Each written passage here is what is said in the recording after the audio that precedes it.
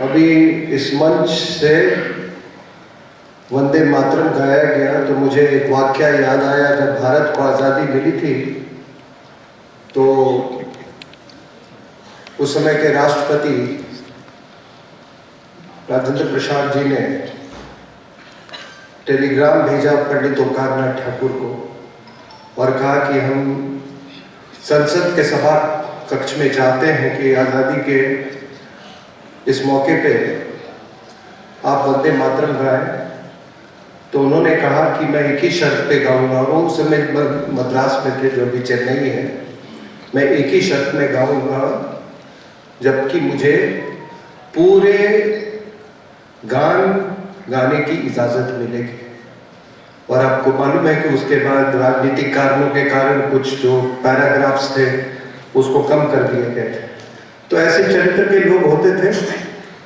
दूसरी बात, आपने वेदों का उच्चारण सुना तो अभी आपने अखबार में पढ़ा होगा कि एक हाई कोर्ट के एक बेंच ने, और आजकल जज लोग सभी वो साइंटिस्ट भी हो गए हैं, वो आर्टिस्ट भी हो गए हैं, सभी कुछ हो गए हैं, ठीक है, हर चीज में मतलब वो भगवान से भी ऊपर की चीज है। तो उन्होंने कहा कि कोई जरूरी नहीं है कि संस्कृत में पूजा की जाए, पूजा प्रार्थना तो किसी भी भाषा में की जा सकती है, तो फिर संस्कृत का इतना वर्चस्व क्यों? तो जज साहब को मैं ये विनती करता हूं और विनती से उनकी बड़े विनय के साथ उनको ये संदेश भेजना चाहता हूं कि पूजा या प्रार्थना तो किसी भी भाषा में हो सकती है, लेकिन यज्ञ केवल संस्कृत में हो सकता है। क्योंकि जब जज साहब ने वो द साइंस ऑफ साउंड, मैं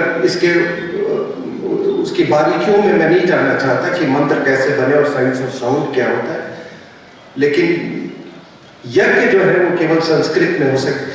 चूंकि यहां से शुरुआत हुई तो हम जहां पे रहते हैं उसी परिप्रेक्ष्य में हम बोलना शुरू करते हैं।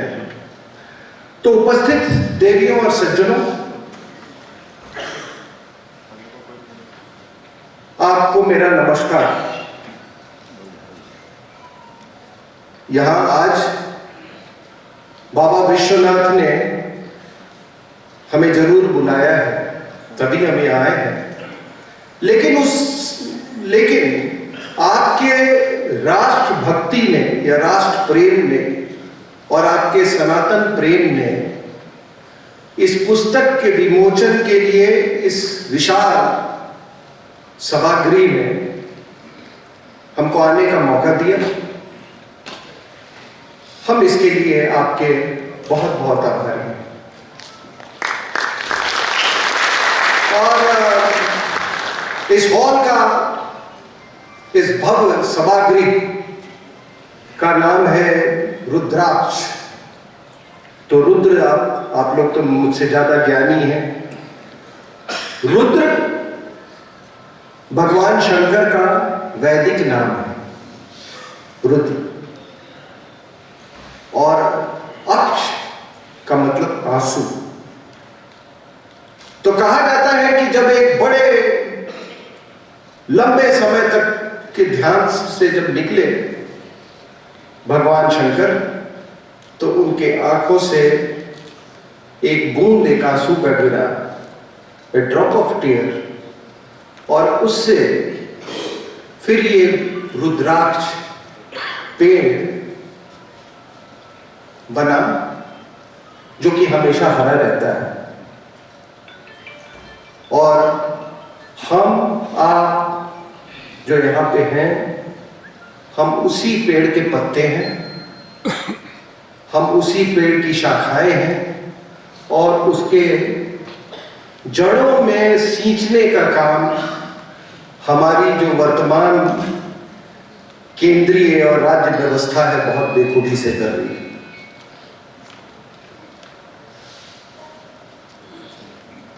मैं ये भी ठीक समझता हूं कि आपको बता दूं कि यहाँ से बहुत दूर नहीं, जिस होटल में हम लोग रह रहे हैं वहाँ पर एक चर्च है, और ये चर्च 19वीं सदी की शुरुआत की बनी हुई है। ये चर्च ऑफ इंग्लैंड के द्वारा ये संचालित थी। ये चर्च एक इतिहास का वो मोड़ था, वो 19वीं सदी का शुरुआती मोड़, जब ये जगह जगह पे चर्च बनाए गए। यहाँ पर एक ये सिगरा में चर्च बना, एक गोदोलिया में बना, एक आपके कैंट में बना, ऐसे 3-4 चर्च बने। और उस समय यहाँ की जो मिशनरी जो थी, उसमें एक का नाम था जेम्स कैनेडी, दूसरे का नाम था सम शेरिंग करके, एम.ए. शेरिंग करके था, विलियम बायर। ये 3-4 मिशनरी थे। इन्होंने बिल्कुल युद्ध स्तर पे एक युद्ध छेड़ रखा था हिंदू धर्म के खिलाफ, और एक बौद्धिक युद्ध छेड़ रखा था। और उनका कहना था कि अगर हम बनारस पर फतेह पा लेते हैं तो हम पूरे हिंदू धर्म पे फतेह पा लेंगे। अगर हम हिंदू धर्म का ये जननी है, ये रूट है यहाँ पे, अगर हम रूट को ही सुखा देंगे तो हिंदू धर्म सूख जाएगा। लेकिन ऐसा हुआ नहीं। आज ऐसा हुआ नहीं। आज पता नहीं कितने लोग इस सिगरा के चर्च में जाते हैं, लेकिन यहाँ तो रुद्राक्ष का इतना बड़ा धर्म सभागृह बना हुआ। उन्होंने कभी सोचा भी नहीं होगा कि इसी बनारस से पश्चिमी देशों में योग जाएगा, यहाँ से संगीत जाएगी, यहाँ से अध्यात्म जाएगा, यहाँ से मेडिटेशन लोग सीखेंगे। तो जो आप किसी ने कहा कि कोई बात होगी कि हमारी मिटती नहीं हस्ती, हमारी हस्ती कैसे मिट सकती है? क्योंकि आपका जो धर्म है, और ये हर जगह मैं बोलता हूं, आपका धर्म है वो उसकी बुनियाद विज्ञान है। ये मजहब नहीं, ये कोई किताब, एक लिखी हुई किताब नहीं है कि एक कोई पैगंबर आ गया, किसी ने आ गया और कहा कि भाई ये यहाँ पर ये बस जो मेरे से शुरू हुई थी और उसके बाद अब दूसरा कोई नहीं पैदा होगा। हमारे यहाँ हम सब इवॉल्व करते हैं, और इसीलिए ये सनातन धर्म को सनातन इटर्नल कहा गया है। तो देवियों सज्जनों, ये हिंदी रूपांतर क्यों इस किताब की? तो मैं 10-15 साल से इंडियन डिफेंस रिव्यू जर्नल और उसके साइट पे और कई और पब्लिकेशंस में लिख रहा था। तो ये जितने ये मौवाद और जिहाद की जो बारीकियां हैं, उसकी जो शाखाएं हैं, मैं बड़ा सचेत था उनके प्रति, और जब भी कुछ ऐसी घटना होती थी तो उसका मैं विश्लेषण लिखता था। तो 10-15 साल में काफी कुछ इकट्ठा हो चुका था, तो एक उसकी धारा सी बन रही थी। तो हमने इन सब को इकट्ठा करके हमने सोचा कि इसकी एक किताब बनाई जाए। और हमारे लांसर के यहाँ पे जितेंद्र कालरा साहब हैं, ये आर्टिकल्स तो मैंने लिखे थे, लेकिन ये उन्हीं का आइडिया था। तो अंग्रेजी में किताब छप गई। उसके बाद बहुत पुरजोर मांग आने लगी कि भाई इसको हिंदी में, इसका हिंदी रूपांतर हो। तो रात दिन बैठ के उन्होंने रूपांतर उसका लिखा, और हमने इस अंग्रेजी जो इसका वर्जन है उससे कहीं ज़्यादा ये हमने 3-4 और नई चीज़ें लिखी हैं, जिसमें बायोलॉजिकल वॉरफेयर भी शामिल है, लक्षद्वीप के बारे में भी इसमें लिखा गया है। अब आप कहेंगे कि बनारस क्यों? इसके अलावा कि बाबा विश्वनाथ ने हमको बुलाया है, इसके अलावा एक और कारण है। ये लोग ना भूलें कि आज से 150 साल पहले वही धरती है जहां पे भारतेंदु हरिश्चंद्र ने वर्नाकुलर नेशनलिज्म का उन्होंने बिगुल फूंका था।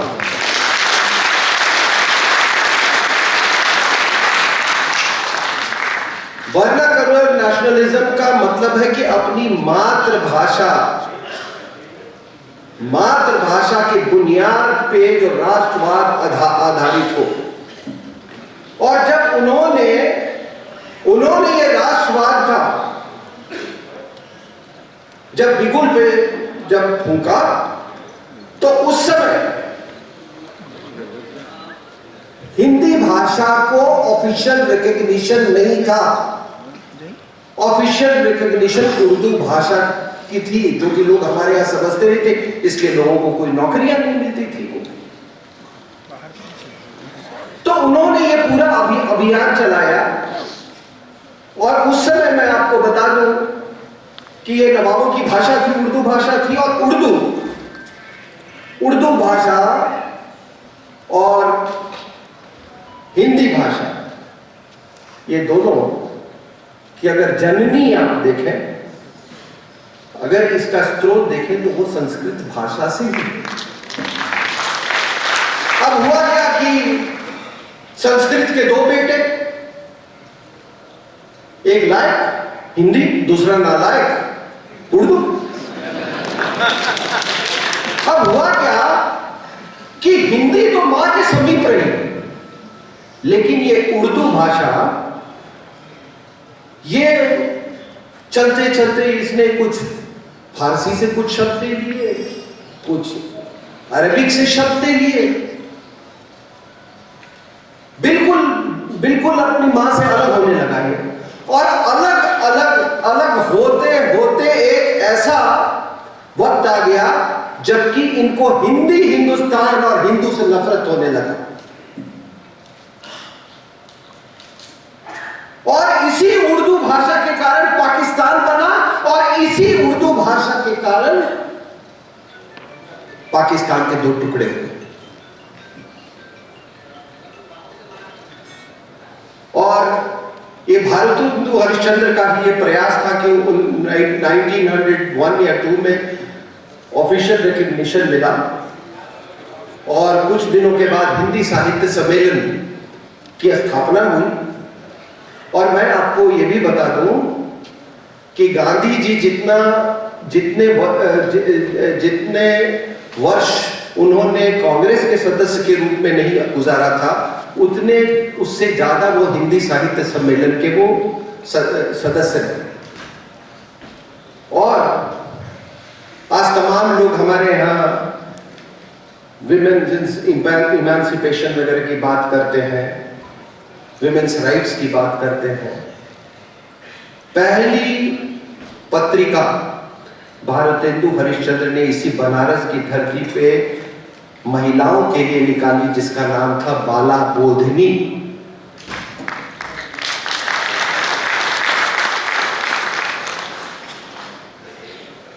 तो ये है क्या देवियों और सज्जनों की एक जिसको हम कहें कि ये सब क्यों हुआ। ये तमाम लोग ह्यूमन राइट्स की बात करते हैं।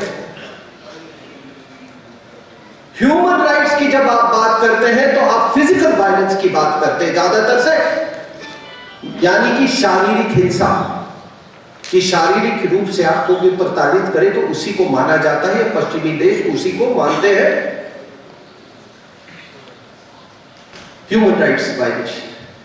लेकिन जहां सांस्कृतिक रूप से जो उत्पीड़न हो, जहां के मूल निवासियों का नरसंहार हो, उससे बड़ा जेनोसाइड, नरसंहार कोई नहीं हो सकता है। आप किसी आदमी की भाषा ले ले, उसकी आस्था ले ले, उसकी जो पूरी परंपरा ले ले, उससे उसका पूर्वज छीन ले, इससे बड़ा जेनोसाइड दुनिया में कोई नहीं हो सकता है। और आज जितने ये आपके मिशनरीज यहां पे घूम रहे हैं, they are all engaged in cultural genocide. ये कल्चरल जेनोसाइड है ये। और देवियों और सज्जनों, आपने कभी ये सोचा है कि ये जो हमारे काशी विश्वनाथ का मंदिर है, बाबा विश्वनाथ का मंदिर है, कितनी बार तोड़ा गया? आप सबको मालूम है, इतिहास मालूम है। मोहम्मद घोरी ने 1194 में तोड़ा। 243 साल के बाद फिर ये जो महमूद था ये जौनपुर का उसने तोड़ा। फिर टोडरमल ने इसको बनवाया तो कुछ ही साल के बाद फिर शाहजहां ने अपनी सेना भेज दी इसको तोड़ने के लिए, और फिर औरंगजेब ने भेजा। अब आप बताइए कि हमारे मिसाइल का नाम है अग्नि। अग्नि एक वैदिक गॉड है, और घोरी एक लुटेरा, एक बलात्कारी।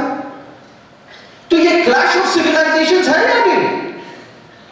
ये संस्कृतियों का युद्ध है या नहीं? और मैं इतने इतिहास, लेकिन सबसे बड़ी बात है ये समझने की कि आखिर उन्होंने इतनी मशक्कत क्यों की ये बार बार तोड़ने की, ये बाबा विश्वनाथ मंदिर को। इसका कारण दहशतगर्दी, टेररिज्म। आपके जो चीज बहुत अजीज हो, जो आपके दिल के बहुत करीब हो, जिसका वास्ता आपके अस्तित्व से हो, उस चीज को टेरराइज करने से, उसको तोड़ने से पूरा समाज टेरराइज हो जाता है।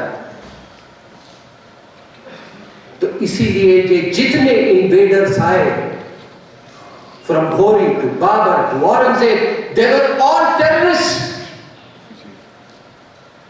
ये मंदिर यूं ही नहीं तोड़े जाते थे। अब ये इसको टेररिज्म की भाषा में, आपके टेररिज्म की डेफिनेशन में क्यों नहीं इंक्लूड करते भाई? और फिर समय का चक्र चलता है, कई बार तोड़ा गया, कई बार बनाया गया, और उसके बाद एक महिला आई अहिल्याबाई होलकर। मैं पुष्पेंद्र जी के साथ इंदौर गया था और होलकर परिवार के लोगों से मिला था, वो वही आयोजक थे, और उन्होंने एक बात कही थी। उन्होंने बात की कि अहिल्याबाई होलकर को शादी में जब हमारे यहाँ महिलाओं को वो मुंह दिखाई मिलता है ना, तो उनको शायद कुछ 80 लाख रुपए मिले थे उस समय मुंह दिखाई, जहां तक मुझे याद है। और उस पैसे से उन्होंने गंगोत्री से रामेश्वरम तक और द्वारिका से गया तक सारी मंदिरों का पुनर्निर्माण किया उन्होंने।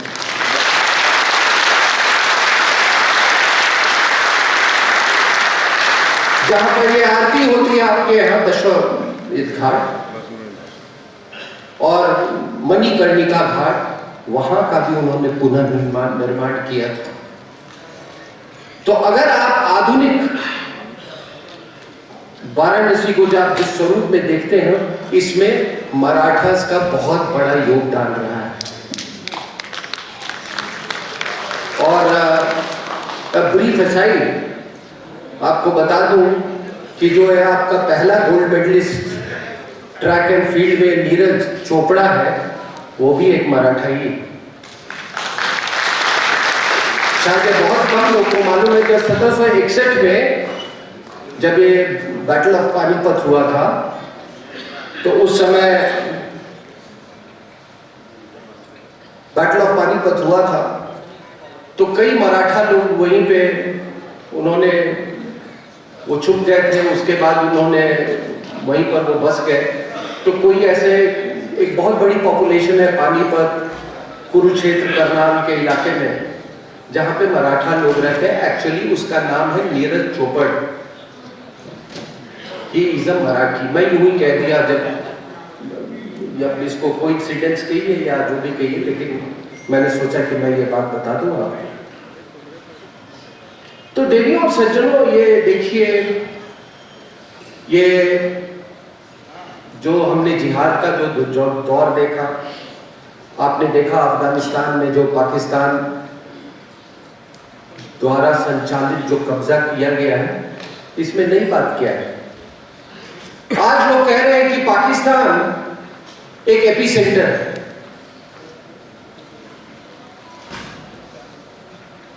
बिल्कुल, मैं बिल्कुल मानता हूं कि पाकिस्तान को अगर आप ध्वस्त कर लें तो आपके 90% प्रॉब्लम्स आपके खत्म हो जाएंगे, जहां तक लोगों की। लेकिन एक बात जरूर याद रखिए और मेरी बात समझने की कोशिश करें, जब पाकिस्तान नहीं था फिर क्यों पार्टीशन हुआ साहब? जब पाकिस्तान नहीं था तब ये खिलाफत मूवमेंट क्यों हुआ? जब पाकिस्तान नहीं था तब शाह वलीउल्लाह ने क्यों अहमद शाह अब्दाली को यहां बुलाया? जब पाकिस्तान नहीं था तब डायरेक्ट एक्शन डे क्यों हुआ? इस पर भी गौर करना चाहिए। तो बीमारी बहुत गहरी है, बीमारी बहुत गहरी है और उसके गहराई में हम जाए।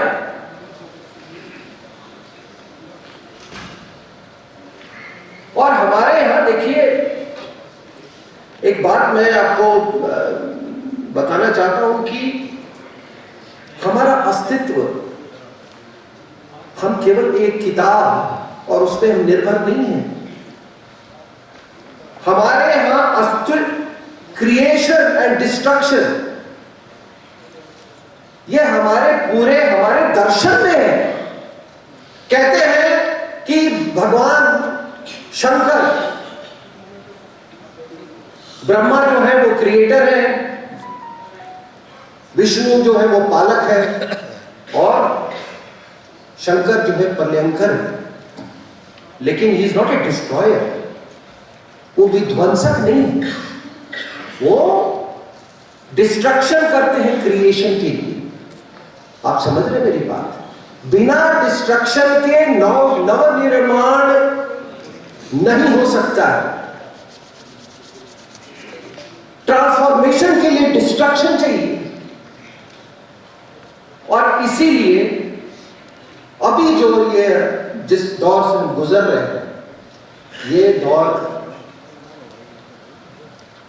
पुनः निर्माण का, तभी उसी के तहत हम आज आपके सामने बैठे हुए। और इसीलिए शंकर को योग का, साधना का, अध्यात्म का, ज्ञान का प्रतीक समझा जाता है।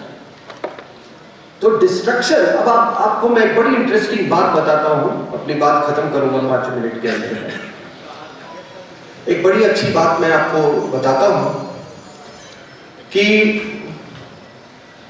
साउथ, दक्षिण भारत में महिलाएं जो है वो चावल के पाउडर से वो कोलम बनाती हैं। वो बड़े जटिल पैटर्न्स होते हैं, उसमें ज्योमेट्री है, उसमें व्याकरण है, उसमें वैदिक परंपरा है उस ज्योमेट्रिकल पैटर्न्स में। और होता क्या है कि वो बनाते हैं, कुछ घंटों के बाद, कुछ दिनों के बाद लोग उस पर से गुजर जाते हैं और फिर वो धूल में विलीन हो जाता है। वो धूल में, तो ये कंस्ट्रक्शन एंड डिस्ट्रक्शन ये साथ साथ चलता है। आप फिजिकल डिस्ट्रक्शन कर सकते हैं, लेकिन उसके जो इंस्टीट्यूशनल मेमोरी, उसके कलेक्टिव मेमोरी, उसके सोशल मेमोरी में है, आप उसको नहीं मिटा सकते हैं। इसीलिए सनातन को कोई मार नहीं सकता है। इसीलिए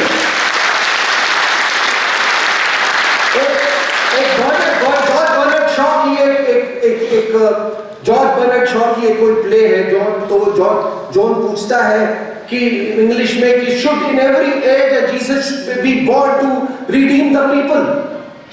क्या हर युग में एक जीसस की जरूरत होगी जो कि लोगों का उद्धार करेगा? हमारे यहां ऐसे लोगों की कोई जरूरत नहीं है, क्योंकि हम लोग सब वैज्ञानिक लोग हैं। हम खुद ही क्रिएट करते हैं, हम खुद ही डिस्ट्रॉय करते हैं। मैं बिहार का रहने वाला हूं और आप सब लोगों ने मधुबनी पेंटिंग्स के बारे में सुना होगा। 14वीं शताब्दी में दीवारों पे, फर्श पे महिलाएं दुर्गा, शिव, राम, हनुमान की वेजिटेबल पेंट से, कच्चे पेंट से वो तस्वीरें बनाती थी। वो धुल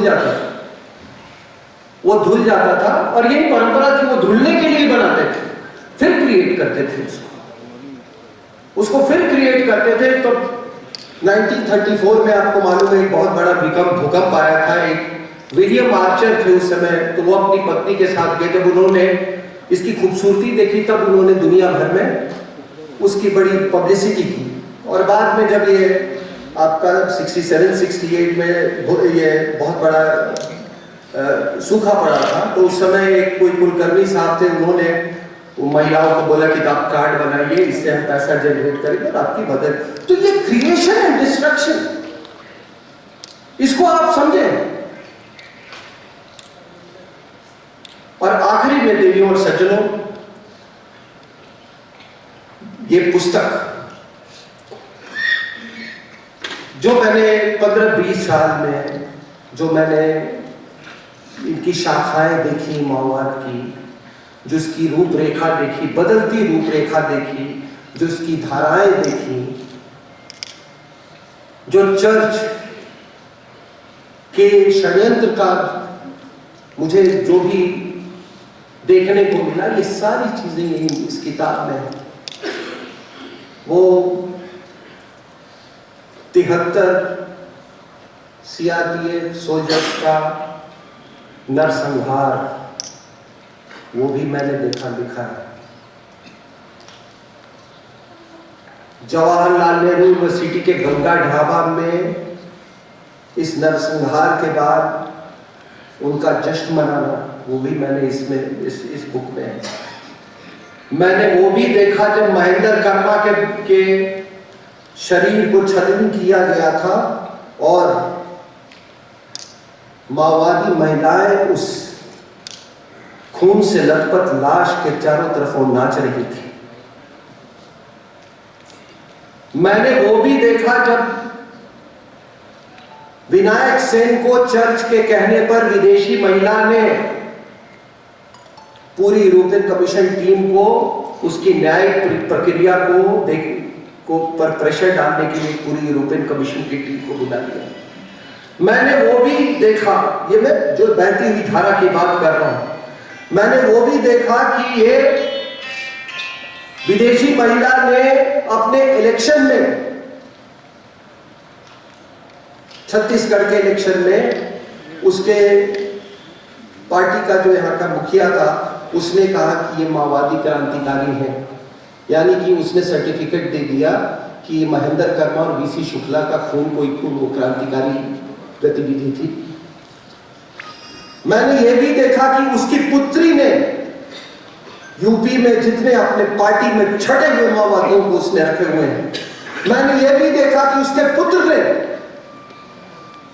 टुकड़े टुकड़े गैंग के साथ जब वो वहां उनसे कंधे से कंधा मिलाने गया था, भारत तेरे टुकड़े होंगे इंशाअल्लाह इंशाअल्लाह। मैंने ये भी देखा जब उसने, इस नालायक ने डोकलम क्राइसिस में छुपते छुपते ये चाइना का दूतावास में गया। मैंने ये भी देखा कि जब इस विदेशी महिला ने चाइना के साथ MOU साइन किया, मैंने शाहीन बाग भी देखा, मैंने अंकित शर्मा भी देखा। तो ये सारी जो मैं शाखाएं और धाराएं और ये जो परिवर्तन जो देखने को मिला, ये सारी मैंने इस पुस्तक में मैंने डाली है। और आप पढ़ेंगे तो अच्छा लगेगा। बहुत बहुत धन्यवाद।